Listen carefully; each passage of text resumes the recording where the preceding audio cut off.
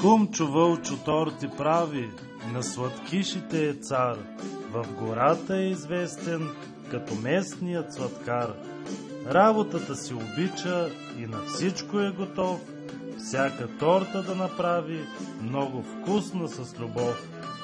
А клиентите доволни, работата ври кипи, всеки иска вкусни торти за празници, рожденни дни. Но желаещите много, взе да ни достига време, наложи се на Вълчо помощник да си вземе.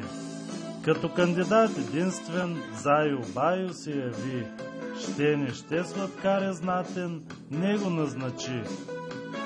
Мечо торта си поръча за рожденият си ден.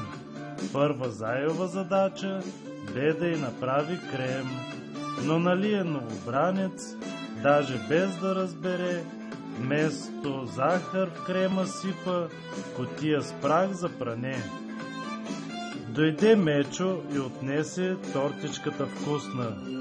Какво му е приготвил Зайо, хич не допусна. Вечерта пред гости скъпи Мечо я похвали и парченце по парченце цялата изяли.